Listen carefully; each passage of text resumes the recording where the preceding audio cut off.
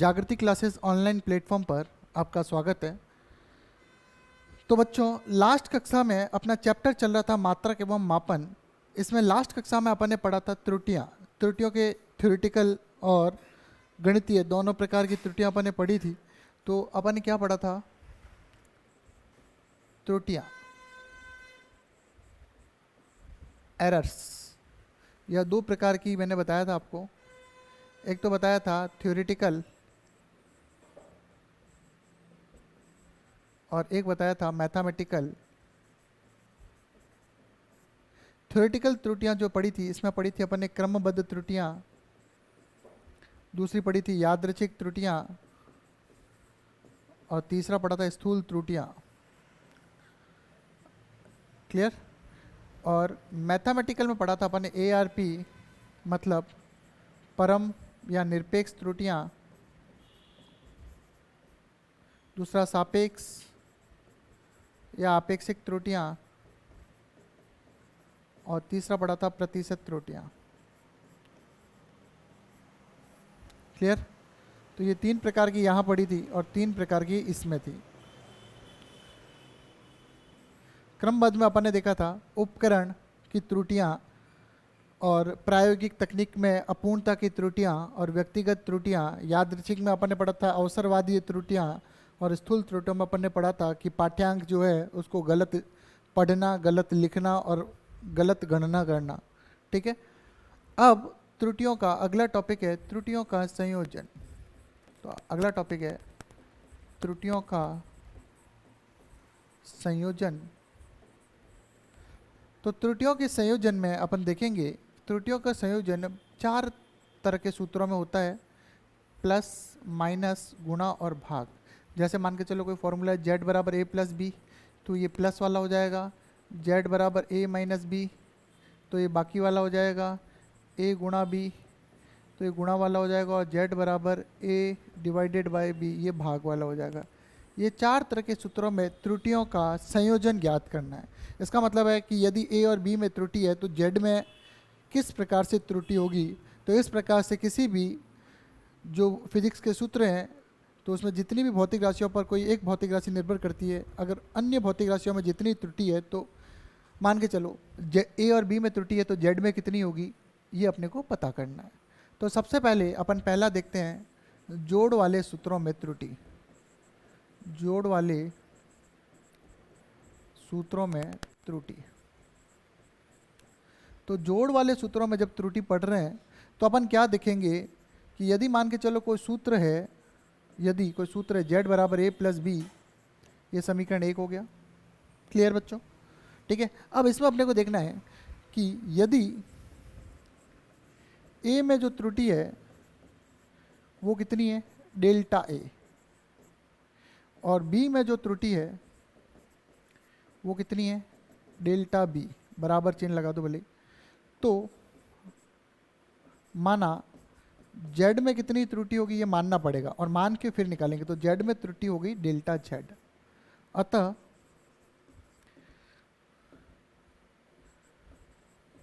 त्रुटि सहित भौतिक राशियों के मान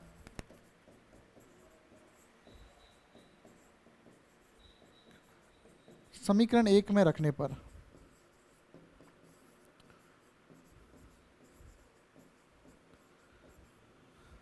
तो ये मान अपन समीकरण 1 में रखेंगे तो देखिए क्या होगा। z plus minus delta z, z की जगह ये आ गया, a की जगह फिर प्लस और फिर ये b की जगह। a की जगह क्या आएगा, a plus minus delta a और b plus minus delta b। Clear है भाई? z की जगह z में त्रुटि जोड़ दी और त्रुटि सदैव प्लस माइनस इस पदों में जुड़ती है। और ये त्रुटियां जो है परम त्रुटियां हैं, तो अपन यहाँ ये भी लिख सकते हैं कि a में परम त्रुटि, ये परम त्रुटि और ये परम त्रुटि आ जाएगा और परम त्रुटि आ जाएगा। क्लियर? नॉर्मल त्रुटि भी लिख सकते हो। तो अब z plus minus delta z बराबर a और इधर का ये प्लस b इधर आ गया आगे, प्लस माइनस डेल्टा a पीछे आ गया और प्लस माइनस डेल्टा b आ गया। क्लियर?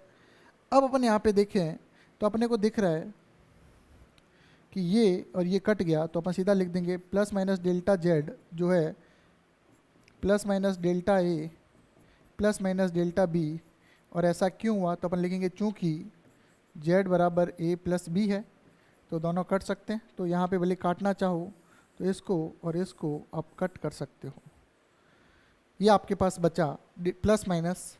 अब इसके बाद आगे अगर स्लाइड पे अपन देखें तो अतः पिछली स्लाइड में अगर इसको समीकरण नंबर दे दें तो नंबर क्या देंगे, समीकरण 2, समीकरण 3 और समीकरण 4।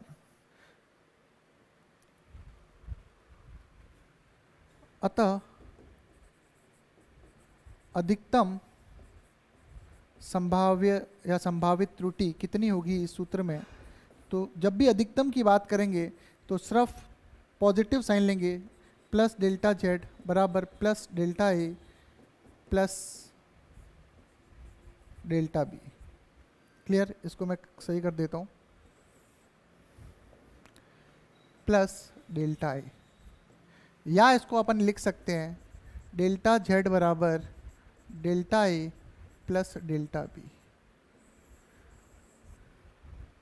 यहाँ देखिए पुनः लास्ट अपन ने ये देखा था delta plus minus delta Z बराबर प्लस माइनस डेल्टा ए प्लस माइनस डेल्टा बी आ गया, माइनस चिन्ह हटा दिए तो सिर्फ डेल्टा जेड बराबर डेल्टा ए प्लस डेल्टा बी बचेगा।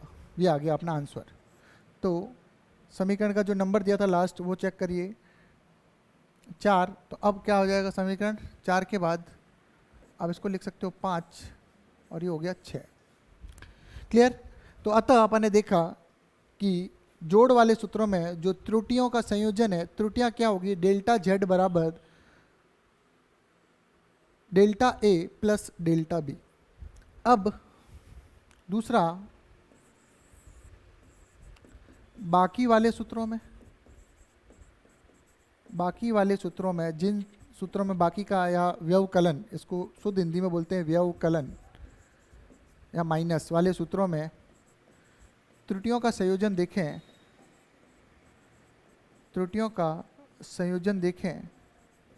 तो त्रुटियों का संयोजन अब बाकी वाले सूत्रों में क्या होगा। तो पुनः यहाँ पे देखिए कि यदि कोई सूत्र है, यदि सूत्र इस प्रकार है z बराबर a माइनस बी, तो क्या लिखेंगे, और यदि इसमें यदि a में जो त्रुटि है, ये a में जो परम त्रुटि है वो क्या होगी, डेल्टा ए। b में जो परम त्रुटि है वो क्या हो जाएगी, डेल्टा बी। तो माना z में जो परम त्रुटि होगी वो क्या हो जाएगी, डेल्टा जेड। त्रुटि सहित भौतिक राशियों के मान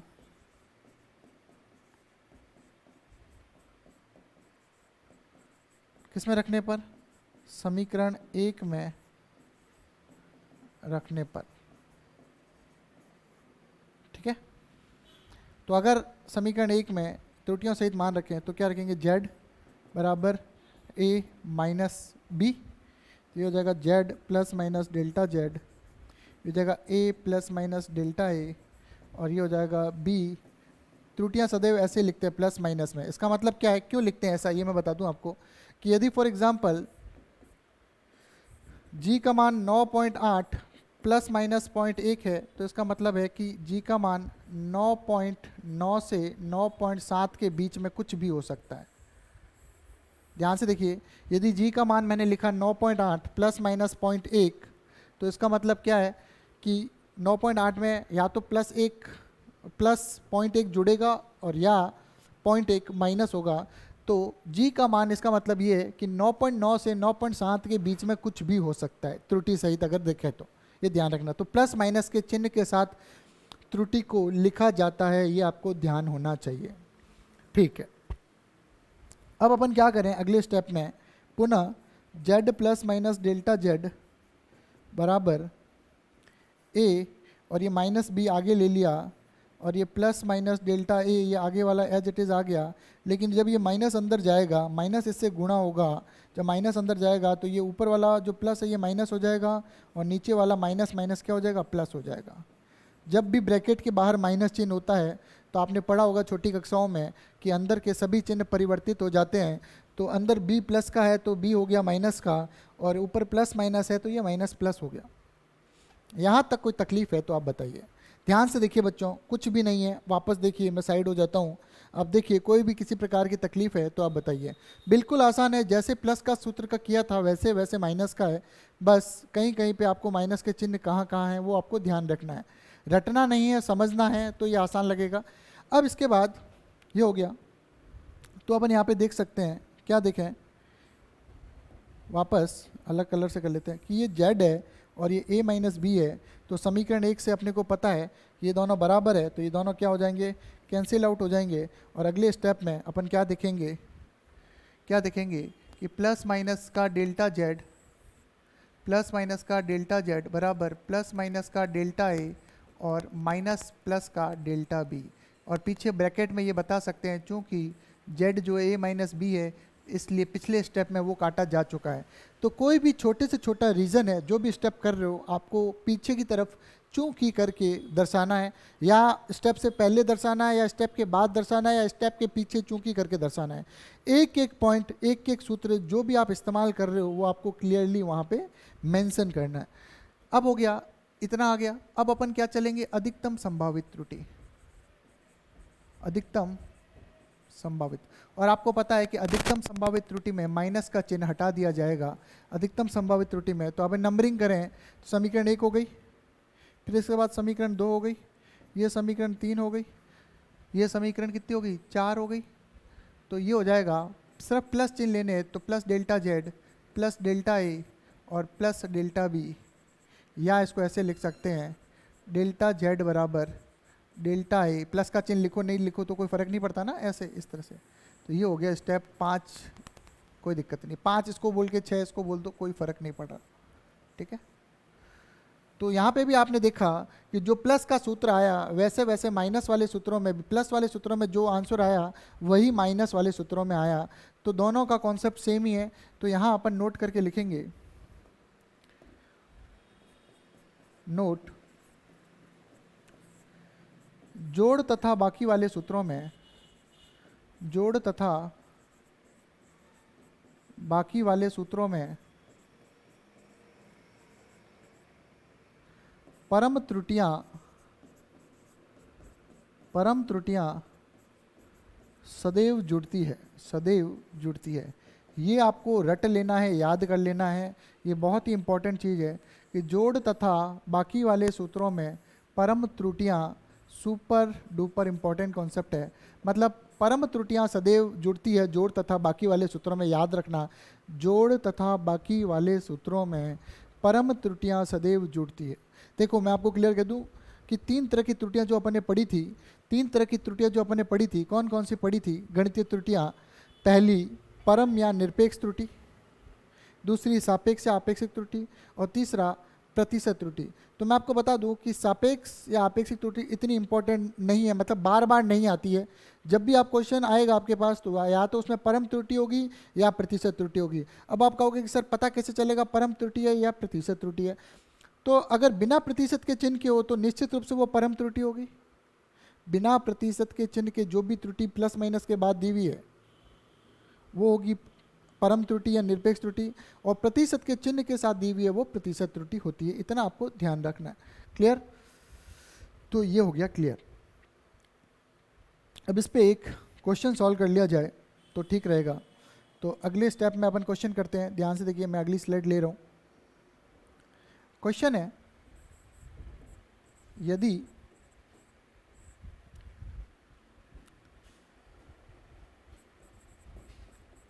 किसी वस्तु के ताप क्रमशः T1 बराबर 70 डिग्री प्लस 2 डिग्री या 70, हटा देते हैं, 70 प्लस माइनस 2 डिग्री सेंटीग्रेड है, और T2 है 40 प्लस माइनस 1 डिग्री सेंटीग्रेड है क्रमशः है, तो ज्ञात कीजिए, क्या ज्ञात करना है वो नीचे आएगा सवाल में। तो ज्ञात कीजिए पहला T1 प्लस T2 और दूसरा T1 माइनस T2। क्लियर? तो ये अपना सवाल हो गया। अब इसको पहले को हल करते हैं कि यदि अपने को T1 प्लस T2 ज्ञात करना है तो देखिए इनके जो मुख्य मान हैं वो सीधे सीधे जुड़ेंगे। तो ये 70, तो मैं इनको जोड़ूंगा तो क्या आएगा, 70 प्लस माइनस 2 और 40 प्लस माइनस 1, इनको जोड़ेंगे तो देखो ध्यान से मुख्य मान जो क्रिया करनी है उसके आधार पे होगा। तो 70 प्लस 40 जुड़ गया। अब त्रुटियाँ, और त्रुटियाँ आपको पता है ये परम त्रुटियाँ हैं क्योंकि इनके पीछे प्रतिशत का चिन्ह नहीं है, तो ये भी सीधा जुड़ेंगे। तो 2 प्लस 1, मतलब यहाँ जो एक्चुअल क्रिया होनी है मुख्य मान में या वास्तविक मान में जो क्रिया होनी है वही होगी। तो 70 अगर जोड़ना है तो 70 प्लस 40 प्लस माइनस, और त्रुटियाँ आपको पता है परम त्रुटियाँ सदैव जोड़ तथा बाकी वाले सूत्रों में जुड़ती है। तो आपने क्या किया, इनकी जो ये त्रुटियाँ हैं और निश्चित रूप से इनके पीछे प्रतिशत का चिन्ह नहीं है, तो ये दोनों जो त्रुटियाँ हैं ये परम त्रुटियाँ हैं, ये निरपेक्ष त्रुटियाँ हैं, तो ये जुड़ती है। तो मैंने जोड़ का निशान लगा लिया। तो और अभी पीछे मैं मात्रक नहीं लगा रहा, ये हो गया कितना, 110 प्लस माइनस 3, पीछे आ गया डिग्री सेंटीग्रेड। ये हो गया इसका आंसर। क्लियर? दूसरा यहाँ कर लेते हैं T1 माइनस T2। तो देखो मुख्य मान जो है उसमें ये एक्चुअल क्रिया होगी, माइनस करना है। तो मुख्य मान में से ये दोनों, मुख्य मान में क्या होगा, 70 में से 40 माइनस होगा, फिर प्लस माइनस, और आपको पता है कि त्रुटियाँ अब माइनस नहीं होगी क्योंकि एक्चुअल मान तो माइनस होगा लेकिन त्रुटियाँ माइनस नहीं होगी क्योंकि त्रुटियाँ सदैव जुड़ती है, क्योंकि त्रुटियाँ सदैव जुड़ती है। तो आंसर हो जाएगा 30 प्लस माइनस 3 डिग्री सेंटीग्रेड। कहीं को तकलीफ बताइए, त्रुटियाँ सदैव जुड़ती है। आप एक बार देखिए ध्यान से, त्रुटियाँ सदैव जुड़ती है, इसलिए दोनों केस में मुख्य क्रिया में तो जो क्रिया बताई गई है वही करनी है। जैसे 70 और 40 को पहले केस में दोनों को जोड़ना है तो 70 और 40 को जोड़ा गया है, लेकिन त्रुटियों को भी जोड़ा गया है क्योंकि त्रुटियाँ सदैव जुड़ती है। त्रुटियों का कॉन्सेप्ट, ठीक है। अब माइनस हो रहा है तो T1 माइनस T2 कर दिया, 70 में से 40 को घटा दिया, लेकिन अब भी त्रुटियां तो जुड़ेगी क्योंकि त्रुटियां सदैव जुड़ती है। इस तरह का कोई भी एग्जांपल आए तो उसको आप अच्छे से कर सकते हो, ठीक है। ध्यान से, कोई दिक्कत हो इस प्रकार का जो सवाल है आपके किताब के पीछे भी दिया हुआ है एक कैपेसिटर से रिलेटेड, ठीक है, तो आप इसको ध्यान रखें। कैपेसिटर वाले का कॉन्सेप्ट मैं बता दूँ तो इधर कैपेसिटर वाला जो सवाल है उससे रिलेटेड कॉन्सेप्ट जो है वो मैं बता दूँ। तो आपने ये देखा होगा श्रेणी तथा समांतर, ये क्रम आपने देखे हैं 10वीं कक्षा में, श्रेणी तथा समांतर। क्लियर? अब श्रेणी तथा समांतर में प्रतिरोध के अंदर आए, ठीक है। प्रतिरोध तो क्या होगा, यदि प्रतिरोध कौन कौन से हैं, R1, R2, दो प्रतिरोध है R1, R2, और ये श्रेणी क्रम में है तो निश्चित रूप से परिणामी जो प्रतिरोध होगा वो होगा R1 प्लस R2, ये आपको पता है।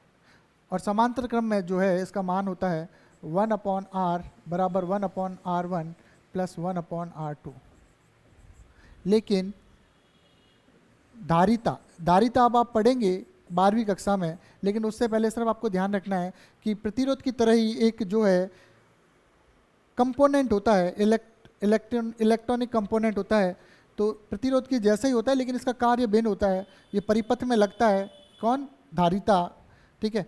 तो ये होता है संधारित्र का कैपेसिटर, कैपेसिटर की धारिता होती है। कैपेसिटर की क्या होती है, धारिता होती है। ज़्यादा डिटेल में नहीं जाना है, बस इसके सूत्र जो है वो मैं आपको बता रहा हूँ, उस पर आधारित न्यूमेरिकल है, इसलिए वैसे सूत्र दिया भी रहेगा। तो अगर धारिता C1 C2 है तो अब तुल्य धारिता क्या होगी, तो इसमें क्या होता है, उल्टा होता है। इसका कॉन्सेप्ट यहाँ लगेगा और ये वाला कॉन्सेप्ट यहाँ लगेगा, बस इतना अंतर है। प्रतिरोध से धारिता के सूत्र उल्टे होते हैं जस्ट। तो धारिता में श्रेणी क्रम में जो सूत्र लगेगा वो लगेगा 1/C बराबर 1/C1 प्लस C2, और समांतर क्रम में जब धारिता होगी तो ये लगेंगे ऐसे। बस ये आपको याद रखना है। क्यों याद रखना है, क्योंकि इससे रिलेटेड एक सवाल दिया हुआ है अपनी पुस्तक में, इसलिए बता रहा हूँ। बाकी ये पूरा जो डिटेल में है आपको 12वीं कक्षा में पढ़ना है भाई। क्लियर? तो यहाँ तक मुझे लगता है आपको कोई तकलीफ नहीं है। अपन ने प्लस तथा माइनस के संयोजन जो है वो पढ़ लिए और उन पे एक न्यूमेरिकल भी कर लिया। बहुत इंटरेस्टिंग टॉपिक है, मज़ा आ जाएगा, मेरी गारंटी है, अभी देखो मज़ा आने लगेगा, क्योंकि मैंने आपको पिछली कक्षा में बताया था कि इस पूरे चैप्टर में 40% इंपॉर्टेंट विमाएँ हैं, 30% इंपॉर्टेंट त्रुटियां हैं, और बचा कुचा जो भी मामला है वो बचा हुआ 30% है। क्लियर? और ऐसा शानदार चैप्टर तैयार हो जाएगा, मेरी गारंटी है, इतना शानदार तैयार हो जाएगा। तो आप आगे देखिए, तीसरा, गुणा वाले सूत्रों में त्रुटि का संयोजन। गुणा वाले सूत्रों में त्रुटियों का संयोजन। गुणा वाले सूत्रों में त्रुटियों का संयोजन।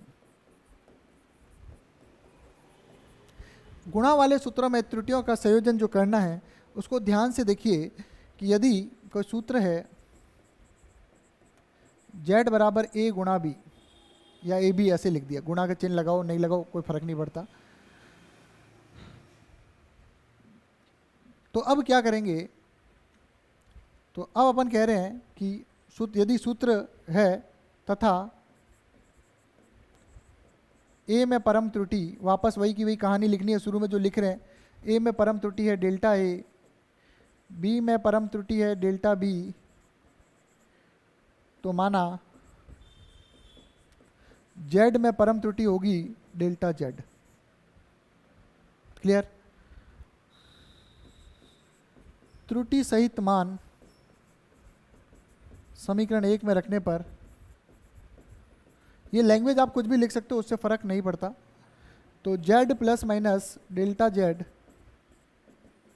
ए गुणा B, A plus minus delta A और B plus minus delta B, कोई तकलीफ वाली बात नहीं है। क्लियर है भाई? यहाँ तक मेरे हिसाब से कोई समस्या आपको नहीं होनी चाहिए। अगले टॉपिक में आगे बढ़ते हैं, इसको गुणा करना है। तो देखो इधर दो फिजिकल क्वांटिटी, इधर दो है, और दो को जब दो से गुणा करते हैं तो निश्चित रूप से 4 पद आते हैं। मैं आपको बता दूं, जब भी गुणा करते हैं 2 पद इधर है और 2 पद इधर है तो निश्चित रूप से 4 पद आएंगे। 3 पद इधर है और 3 पद इधर है तो निश्चित रूप से कितने आएंगे? 9 पद आएंगे। 3 पद इधर है और 2 पद इधर है तो निश्चित रूप से कितने पद आएंगे? 6 पद आएंगे। तो ये आपको थोड़ा सा ध्यान रखना है कि पद किस प्रकार से आते हैं। क्लियर? तो आपको पता है 2 और 2 तो टोटल 4 पद आएंगे, प्लस माइनस ध्यान रखना। देखो वो आप करते हैं, देखिए सीधा लिख दिया। अब ए को मैं इन दोनों से गुणा करूंगा तो निश्चित रूप से ए को बी से गुणा करूंगा पहले, ए बी हो जाएगा, और ए को जब मैं डेल्टा बी से गुणा करूंगा तो प्लस माइनस चिन्ह के साथ ए और फिर डेल्टा बी गुणा हो जाएगा। फिर मैं प्लस डेल्टा ए को मैं बी से गुणा करूंगा, ठीक है, और प्लस माइनस जब इनको आपस में इन दोनों को गुणा करूंगा, देखो पहले इसको मैंने इन दोनों से गुणा किया, फिर मैंने इसको इससे गुणा किया, और अब इसको इससे गुणा करूंगा तो plus minus delta A delta B आएगा। करके देख लो, ठीक है? क्लियर? कोई तकलीफ वाली बात मुझे नहीं लगता यहाँ तक है। ठीक है, ध्यान से देखिए, यहाँ तक कोई भी कमी नहीं है, यहाँ तक कोई दिक्कत होनी नहीं चाहिए मेरे हिसाब से। अब अपन आगे चलें। ठीक है, बहुत सारे तरीके हैं करने के लिए। एक विधि है, एक और विधि मैं बताऊंगा आपको। एक विधि से ऐसे करेंगे, अगला दूसरी विधि से भी कर सकते हैं। तो आप अब देखेंगे कि इधर ये जो z है और इधर जो AB है ये आपको दिख गया, तो ये सीधा सीधा कट रहा है, तो इसको सीधा सीधा काटा जा सकता है। तो अब आ जाएगा प्लस माइनस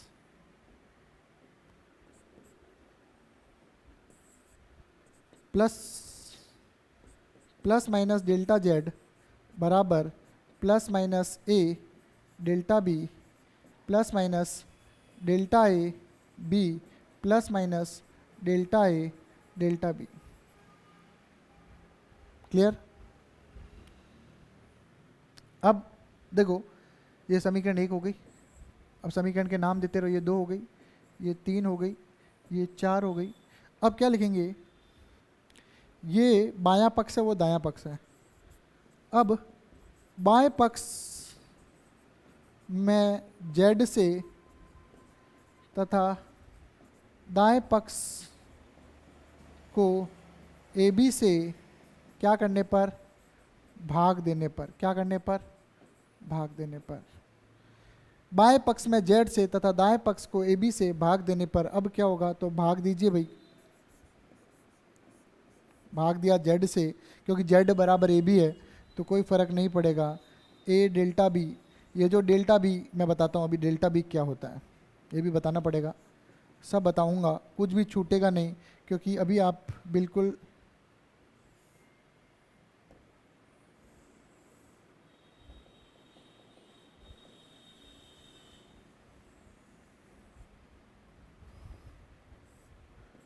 प्लस माइनस, फिर ये हो गया plus minus delta A B बट्टा A B plus minus delta A delta B बट्टा ए बी। यहाँ पे ध्यान से देखिए, आपने भाग दे दिया भाई, क्लियर। ध्यान से देखिए, अब यहाँ क्या हो रहा है मैं आपको बता दूं, एक मिनट।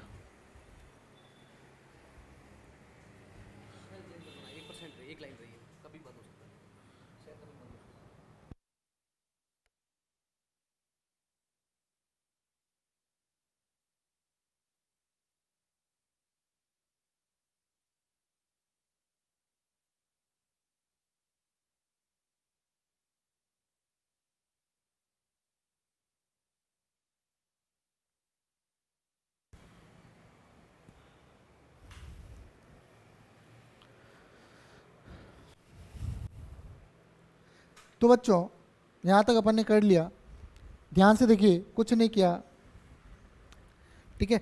अब अपने क्या करना है, कुछ काटना है, तो सारी कहानी अब जो भी है आगे देखो। अब यहाँ से अपन देखें तो देखो, मैं आपको बताता हूँ पहले डेल्टा क्या होता है। तो यहाँ से अपन ध्यान से देखिए डेल्टा क्या होता है। डेल्टा ए का क्या मतलब है? डेल्टा का मतलब होता है परिवर्तन। डेल्टा का मतलब क्या होता है? परिवर्तन। जब भी दो चीज़ों का कोई परिवर्तन होता है, या डेल्टा का मतलब होता है अल्प, मतलब थोड़ा। कोई चीज़ बिल्कुल कम हो तो डेल्टा लिखेंगे, या कहीं परिवर्तन हो रहा है तो डेल्टा लिखेंगे। ये आपको ध्यान रखना है, क्लियर। जैसे मान के चलो संवेग आपने पढ़ा होगा, तो संवेग में परिवर्तन पहले अपन ने डेल P2 माइनस P1 लिखते थे, तो अब इसको डेल्टा P भी लिख सकते हैं, ध्यान रखना। इससे पहले डेल्टा का कहीं जिक्र नहीं था। अगले चैप्टर में अपन जब अवकलन डिटेल में पढ़ेंगे तब आपको डेल्टा के बारे में विस्तृत से बताया जाएगा। लेकिन अभी मैं आपको बता दूं कि डेल्टा का मतलब होता है परिवर्तन या अल्प, बस ये आपको ध्यान रखना है। ऐसे डेल्टा से डेल्टा कटेगा नहीं, क्योंकि ये परिवर्तन या अल्प का सिंबल है। बात है समझ में? ऐसे नहीं कि डेल्टा से डेल्टा काटा, डेल्टा से डेल्टा ऐसे कभी कटेगा नहीं। ये बी के आगे डेल्टा है, इसका मतलब है कि अल्प बी है। बी में बहुत, बी क्या है? बहुत कम है। अब इधर देखिए, यहाँ से सीधा दिख रहा है ए से ए कटा और इधर बी से बी कटा। क्लियर बात आ रही समझ में? देखो ये एक चीज़ है, एक भौतिक राशि है, इसको अपन काट तो सकते नहीं है। तो अब देखो ये अलग रख दिया तो ए से ए कट गया। ये डेल्टा ए एक चीज़ है, डेल्टा ए नीचे तो है नहीं, तो बी से बी कट गया। क्लियर? तो ये सीधा कट गया। अब इसके साथ अपन साथ में कह सकते हैं, साथ में क्या कहेंगे आगे आप देखिए कि यहाँ डेल्टा ए तथा डेल्टा बी अल्प है, अतः इनका गुणनफल delta A into delta B का मान नगण्य होगा। अतः या अर्थात डेल्टा ए डेल्टा बी बट्टा ए बी जो मान है, अगर ये अल्प है तो ये पूरा ही क्या हो गया? Almost zero. डेल्टा ए और डेल्टा बी अल्प है तो इनका गुणनफल क्या हो गया? जीरो। कैसे जीरो हुआ ये देखिए। मान के चलो फिजिक्स में ऐसा माना जाता है कि फॉर एग्जाम्पल यदि मैं पॉइंट एक को पॉइंट एक से गुणा करूं, पॉइंट एक अपने आप में एक वैल्यू है और दूसरा पॉइंट एक भी अपने आप में वैल्यू है। जब मैं इनको गुणा करूंगा तो आपको लगेगा कि भाई क्या आया, लेकिन दो पॉइंट के आगे तो ये हो जाएगा 0.1। आप देख रहे हैं, पॉइंट एक को जब मैं पॉइंट एक से गुणा करूंगा, जब मैं अल्प को अल्प से गुणा करूंगा तो वो 0.01 हो जाएगा, मतलब वो बहुत ज़्यादा अल्प हो जाएगा। और जब बहुत ज़्यादा अल्प हो जाता है तो फिजिक्स में अपन उसको क्या मान लेते हैं? नगण्य मान लेते हैं। तो ये जो है ये भी क्या हो जाएगा? नगण्य। अब अपन लिखना चाहें तो अब क्या आएगा? डेल्टा जेड बट्टा डेल्टा जेड प्लस माइनस बराबर प्लस माइनस डेल्टा ए बट्टा ए और प्लस माइनस डेल्टा बी बट्टा बी। क्लियर है भाई? इधर ये तो ए से कटा, बी से भी कट गया, बचा ये, और इसको अपने क्या मान लिया? नगण्य। इसको आप इस स्टेप के बाद भी नगण्य मान सकते हो, कोई फर्क नहीं पड़ता। देखो फिजिक्स में माने बिना हल कभी नहीं होगा, ध्यान रखना। फिजिक्स में अल्प संख्याओं को नगण्य मान के ही आगे प्रोसीड किया जाता है। ये इस चैप्टर में नहीं है, सारे चैप्टर्स में होगा, ये ध्यान रखना। तो ये आपको कॉन्सेप्ट माइंड में बिठाना है, क्लियर? उदाहरण मैंने दे दिया कि जब अल्प को अल्प से गुणा करते हैं तो वो बहुत ज़्यादा अल्प हो जाता है, और जब वो बहुत ज़्यादा अल्प हो जाता है तो उसको नेग्लिजिबल या नगण्य या जीरो माना जा सकता है। तो अब अपने पास ये आ गया। अब अपन क्या चलेंगे, सीधी सी बात है। अब समीकरण नंबर 4 हो गया, तो ये हो गया 5 और ये हो गया 6। अब क्या करेंगे, अधिकतम संभाव्य त्रुटि। अधिकतम संभाव्य त्रुटि, अधिकतम संभाव्य त्रुटि के लिए ये मैंने साइड में बता दिया, मैं इसको हटा रहा हूं, ठीक है। अधिकतम संभाव्य त्रुटि की बात जब मैं करूंगा तो आपको पता है कि मैं माइनस के चिन्ह हटा दूंगा, मैं माइनस के चिन्ह हटा दूंगा। क्लियर भाई? तो ये अपना अंतिम सूत्र आ गया। क्लियर?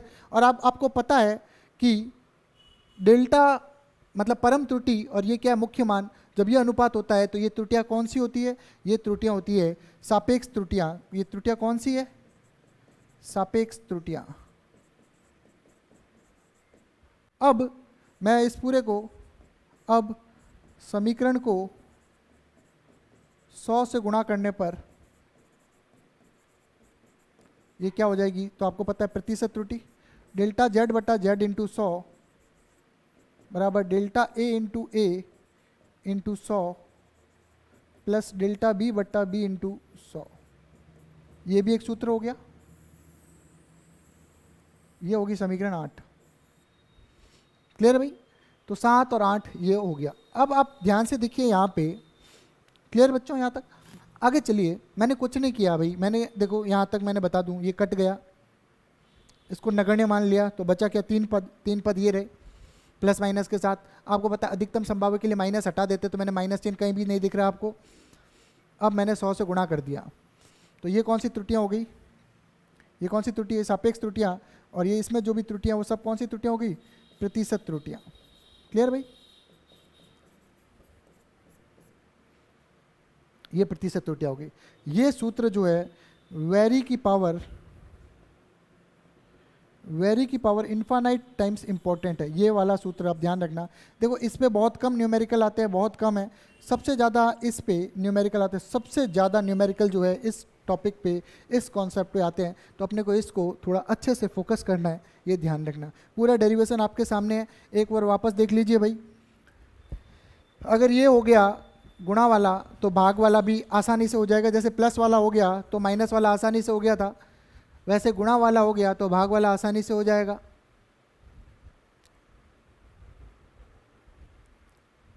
ध्यान से देखिए,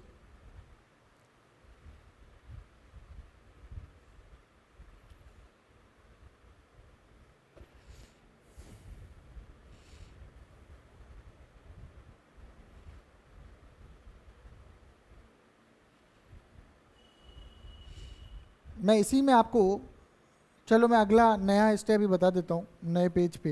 ये अपना हो गया भाई, क्लियर? लास्ट अगला भाग वाला,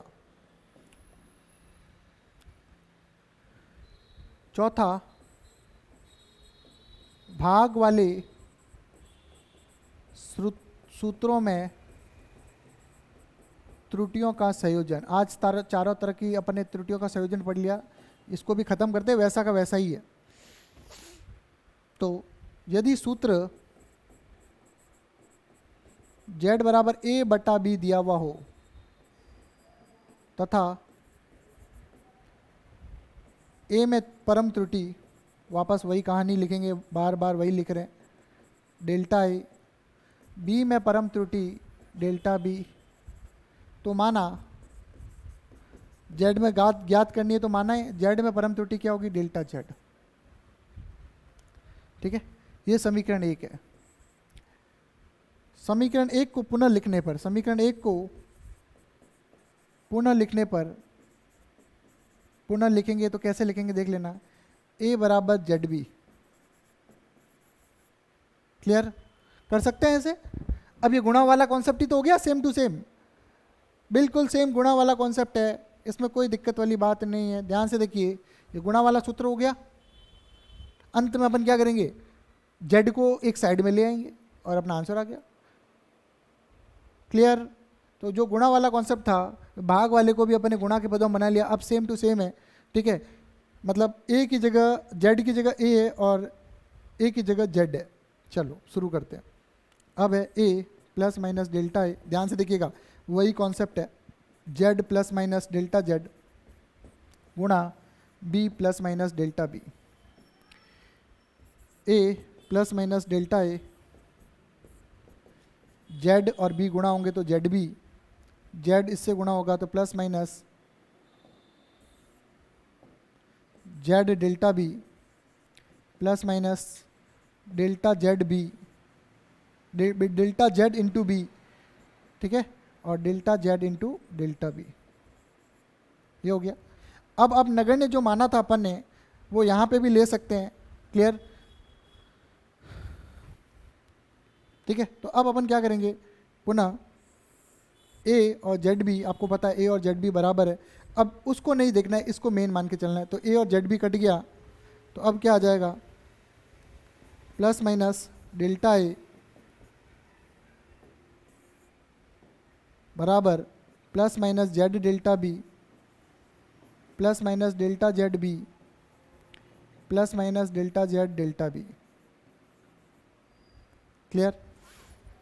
अब ध्यान से देखिए और इसके पीछे कारण बता दीजिए, चूंकि ए बराबर जेड बी था इसलिए कट गया, ये कारण पीछे बता दीजिए। अब क्या करें, अब अपन यहीं पे भी इसको नगण्य मान सकते हैं। तो चूंकि डेल्टा जेड और डेल्टा बी के मान अल्प है, अतः इनके गुणनफल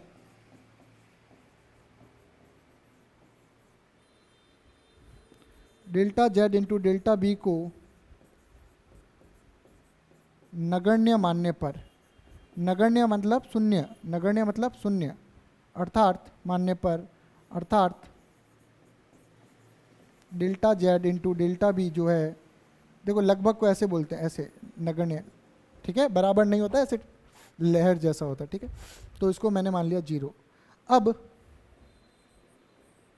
क्या हो जाएगा, यहाँ से देखिए ये पूरी कहानी लिख दी। अब क्या है, प्लस माइनस डेल्टा ए बराबर प्लस माइनस, देखो रटना नहीं है, रटोगे तो ये इतने प्लस माइनस कैसे याद रखोगे भाई, याद नहीं रहेंगे, जेड डेल्टा बी और plus minus delta Z B.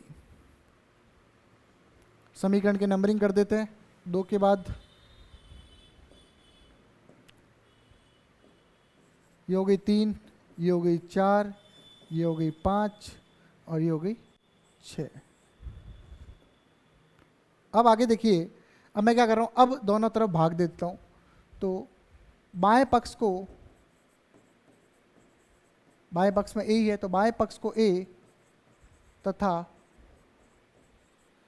दाएं पक्ष को जेड बी से भाग देने पर, ये भाग क्यों दिया, क्योंकि देखो अब भाग इसलिए दिया क्योंकि यहाँ तो चलो परम त्रुटि है, लेकिन यहाँ ये जेड आ रहा है, बाकी डेल्टा भी तो परम त्रुटि है, डेल्टा जेड परम त्रुटि है लेकिन बी आ रहा है, तो इसको हटाने के लिए क्या किया, भाग दे दिया, ताकि ये जो जेड वेड है ये स्टैंडर्ड फॉर्मेट तो है नहीं, तो भाग देने से क्या पता स्टैंडर्ड फॉर्मेट आ जाए, इसलिए अपन भाग देते हैं, और भाग देने से निश्चित रूप से स्टैंडर्ड फॉर्मेट आ जाता है। तो प्लस माइनस डेल्टा ए बराबर plus minus Z delta B plus minus delta Z B, भाग दिया इधर ए से और इधर जेड बी से, डेल्टा वाला तो कटेगा नहीं क्योंकि ये एक अलग चीज़ है, तो जेड से जेड कटा और बी से बी कटा। अब आपके पास क्या आ गया, डेल्टा ए बट्टा ए बराबर प्लस माइनस डेल्टा बी बट्टा B plus minus delta Z बट्टा जेड। अब आपको पता है कि त्रुटि तो आपको जेड में निकालनी थी भाई, लेकिन जेड तो बी के साथ फंसा हुआ है, तो फंसा हुआ है, उस फंसे हुए को क्या करेंगे, शिफ्ट करेंगे, तो इसको एज इट इज़ पड़ा रहने देंगे और इसको उधर शिफ्ट करेंगे। तो ध्यान से देखिए यहाँ पे अब क्या कर रहे हैं अपन, इसको इधर पक्षांतरण कर रहे हैं, तो क्या बचेगा, ध्यान से देखिए, प्लस माइनस डेल्टा ए बट्टा ए माइनस प्लस डेल्टा बी बट्टा बी बराबर डेल्टा बराबर बराबर प्लस माइनस डेल्टा जेड बट्टा जेड। क्लियर, कोई फर्क नहीं है, बस ये है कि प्लस माइनस की जगह माइनस प्लस हो गया। अब अधिकतम संभाव्य त्रुटि, अधिकतम संभाव्य त्रुटि की बात करें तो और इसका पक्षांतरण भी कर देते हैं, तो डेल्टा जेड बटा जेड, माइनस चिन्ह हट जाएंगे,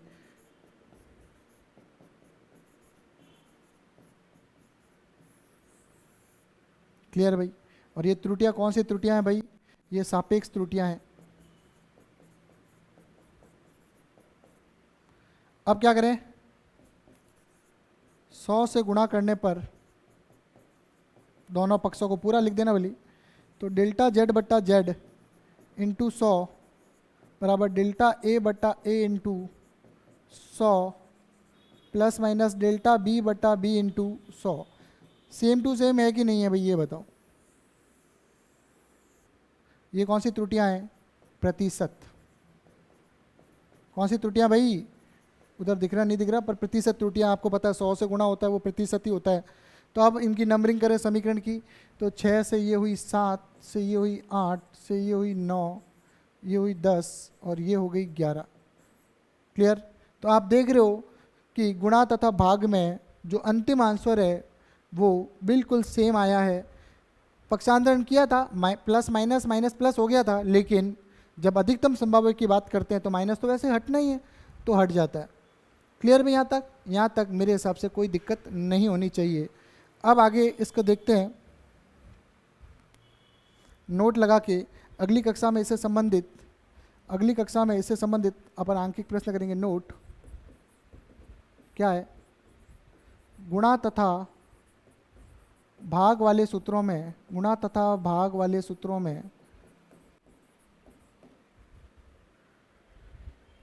सापेक्ष तथा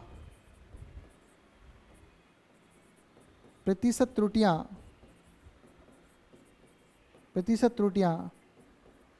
सदैव जुड़ती है। ये ध्यान रखना, सदैव जुड़ती है, कभी भी घटेगी नहीं। त्रुटियां कभी भी घटेगी नहीं भाई। अगर कहीं पे त्रुटियां, मेरी बात सुनना ध्यान से, त्रुटियां सदैव जुड़ती है। कौन सी, इसमें सापेक्ष तथा प्रतिशत त्रुटियां और प्लस माइनस में कौन सी त्रुटियां, परम त्रुटियां जुड़ती है, सदैव जुड़ती है। इसका मतलब है सदैव जुड़ती है, इसका मतलब है न तो कभी त्रुटियों का माइनस होगा, न कभी गुणा होगा और न कभी भाग होगा। ये कभी भी नहीं होगा, ये कभी भी नहीं होगा। कभी गलती करना भी मत, न तो कभी त्रुटियां माइनस होगी, न त्रुटियां कभी गुणा होगी, न त्रुटियों का भाग दिया जाएगा। ये गलतफहमी बिल्कुल दिमाग में मत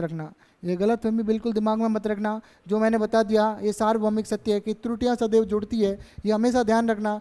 देखो ऐसा थोड़ी होता है कि आपने कोई गलती एक बार करी और फिर दूसरी बार गलती करी तो गलती कैंसिल आउट हो गई, ऐसा होता है क्या? गलतियां तो जुड़ती है, गलतियां तो सदैव जुड़ेगी। ये आप हमेशा फिक्स माइंड में सेट कर लेना बच्चों कि गलतियां सदैव जुड़ती है। मैं बार बार कह रहा हूं, दिमाग में सेट कर लो भाई इसको, त्रुटियां सदैव जुड़ती हैं। अब प्लस माइनस वाले सूत्रों में परम त्रुटियां जुड़ती है और गुणा भाग वाले सूत्रों में प्रतिशत त्रुटि या सापेक्ष त्रुटियां जुड़ती है। बिल्कुल दिमाग में सेट हो जाना चाहिए मामला। बहुत ज़्यादा न्यूमेरिकल आते हैं, आज तो मैंने थ्योरेटिकल आपको इनका संयोजन बताया है, लेकिन जो इनके अंतिम सूत्र है, ये अंतिम सूत्र है, इन पे बहुत सारे न्यूमेरिकल आते हैं। इस पे कम आते हैं, इस पे ज़्यादा आते हैं। ये नीचे वाला जो सूत्र है ये वेरी वेरी इंपॉर्टेंट है, ये ध्यान रखना। ज़्यादातर सवाल यहाँ से आते हैं, बहुत ज़्यादा सवाल आते हैं। मैं कह रहा हूँ बार बार, ये क्या कहते हैं, प्लस और माइनस से जितने सवाल नहीं आते, इस सूत्र से, गुणा और भाग वाले इस सूत्र से बहुत ज़्यादा सवाल आते हैं। तो ये अपने लिए बहुत ही ज़्यादा इंपॉर्टेंट है। इसी के साथ आज अपन ने पूरा थ्योरेटिकल त्रुटियों का संयोजन पढ़ा। अगली कक्षा में इससे रिलेटेड बहुत सारे न्यूमेरिकल करेंगे, मतलब ये माना आधे ज़्यादा क्लास में न्यूमेरिकल ही होंगे और आपको न्यूमेरिकल करके मज़ा आ जाएगा। बस मेरी एक बात ध्यान रखना, ध्यान रखना प्यारे बच्चों, ये जो सूत्र दिमाग में छप जाना चाहिए आपके। ये देखो माइनस कहीं, देखो ये माइनस चिन्ह हटेगा, अभी मैंने यहाँ माइनस चिन्ह डाला है, ये माइनस चिन्ह नहीं आएगा क्योंकि त्रुटियां सदैव जुड़ती है। पूरा ही हटा देता हूँ इसको, ठीक है। ये सिर्फ प्लस आएगा, माइनस चिन्ह नहीं आ सकता, माइनस कभी आएगा ही नहीं। दिमाग में इसको सेट कर लेना भाई, ठीक है। इसी के साथ धन्यवाद, आज की क्लास हम यहीं समाप्त करते हैं। कल फिर मिलेंगे, त्रुटियों के ऊपर न्यूमेरिकल को लेकर डिस्कस करेंगे, विस्तृत रूप से डिस्कस करेंगे। और आप अपने मित्रों को, दोस्तों को इस ऐप के बारे में, जागृति क्लासेस लर्निंग ऐप जो इस लोगों के साथ है, आपको प्ले स्टोर से मिल जाएगा। आप अपने मित्रों को ये डाउनलोड करने के लिए कहिए और ज़्यादा से ज़्यादा हमारी इस मुहिम में भागीदार बने। सरकारी स्कूल के जो ज़रूरतमंद बच्चे हैं उनको हम बिल्कुल निःशुल्क पढ़ा रहे हैं। तो आप ऐसे बच्चे हैं जो इंटेलिजेंट है और कुछ करने की हौसला रखता है, ठीक है, लेकिन उसकी आर्थिक दृष्टि कमज़ोर है, वो बड़ी बड़ी कोचिंगों में महंगे महंगे कोचिंगों में बड़ी बड़ी फीसें नहीं चुका सकता है, तो आप उन्हें जागृति क्लासेस लर्निंग ऐप के बारे में बताइए। वो हमारे फ़ोन नंबर जो दिए हुए हैं उस पर संपर्क करेगा और हम डेफिनेटली उसको बिल्कुल निःशुल्क कोर्स प्रोवाइड करवाएंगे। क्लियर? और मैं रिक्वेस्ट करता हूँ सभी स्कूल के प्रिंसिपल से कि आप भी इस मुहिम में अपनी भागीदारी देवें। सिर्फ आपको अपनी स्कूल के 5 बच्चों के नाम जो होनहार है, जो कुछ करना चाहते हैं, किसी भी गांव ढाणी, राजस्थान के किसी भी गांव ढाणी में रह रहे हो, 5 बच्चों के नाम हमें प्रोवाइड करें ताकि हम उन बच्चों को निःशुल्क पढ़ाकर उनके सपनों को साकार करने में अपना सहयोग दे सकें। इसी के साथ धन्यवाद।